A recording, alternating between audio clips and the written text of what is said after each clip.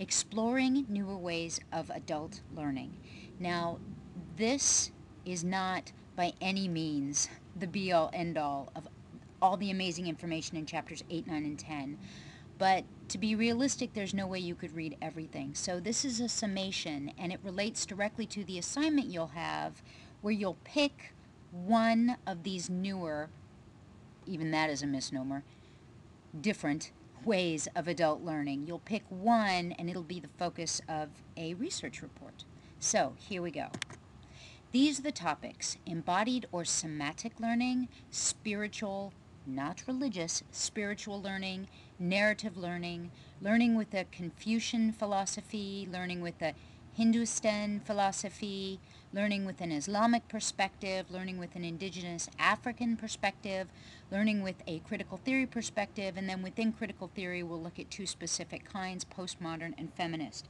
Now, before we get into this, I just want to make a quick comment. Why do we even call these new, quote unquote? Well, if we look at what our Western ideal of learning actually is, it's so focused on a specific kind of mental process, something that only takes place in the head of the individual. And we actually have Descartes, the French philosopher, to thank for that.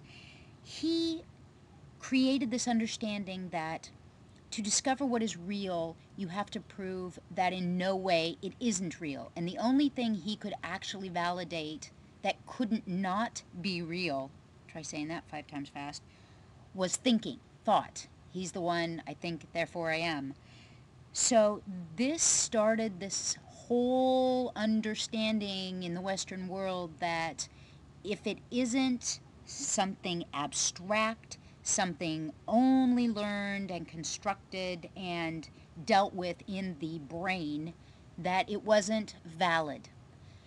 With that in mind, let's look at these different forms of learning which truly have validity in and of themselves and offer us different ways of understanding our adult learners, not only those who come in with perhaps these or related backgrounds, but also for ourselves to explore the different ways we can bring learning to our students and help them discover knowledge and understanding that isn't quote unquote traditional.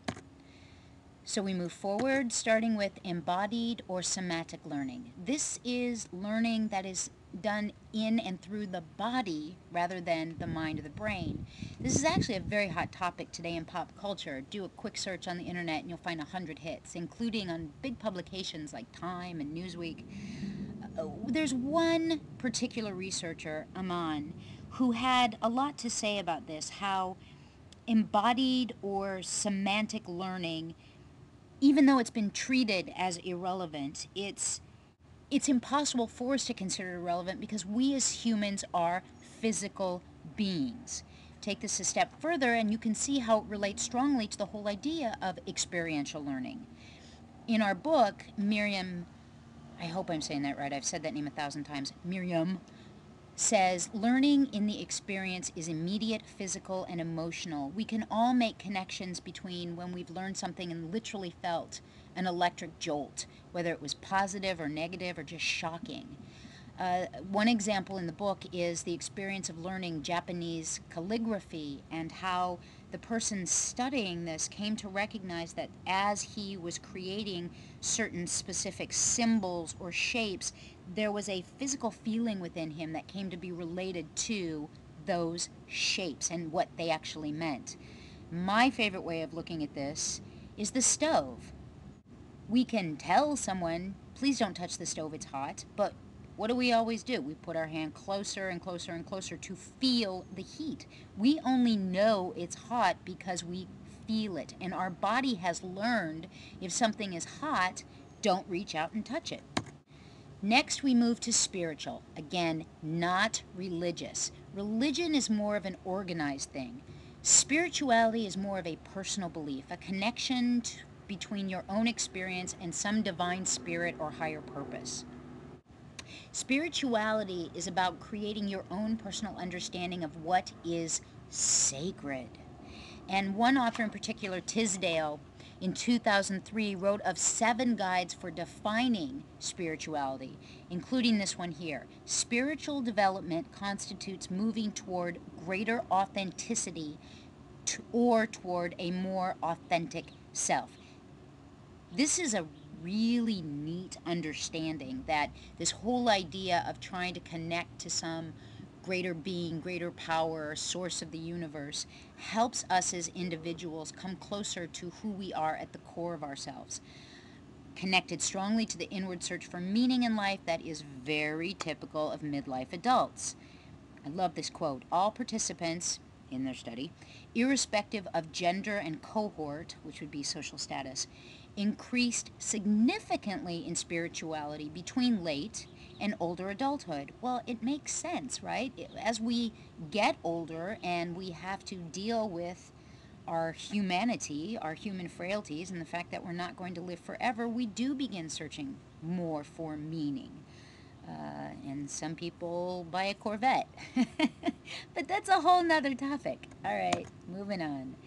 Narrative learning, storytelling, man's oldest form of making sense in the world, focused more on sharing meaning than on facts or dates or discrete, unconnected types of knowledge. So then, what kinds of things fall into this narrative learning world? Well, we have autobiographies, we have first-person accounts, which for both adults and children, both of these are amazing resources to try and get people to step out of their own individual understanding of the world and see it through the eyes of the people actually there. And then narrative learning in particular helps us with cultural understandings. It's through the tales and the morals that are shared through story more than any type of important research paper that we learn about a society, that families share values. We see what's important. Moving on, learning with a Confucian philosophy. Imitation of another's virtues is absolutely the golden key. Miriam, here on page 226, I quote, imitation of the conduct of the sages is true learning. Thus, again, experiential. You want to better yourself by imitating those who you respect. And it's through that imitation that you come to learn and embody and understand why such behavior is important.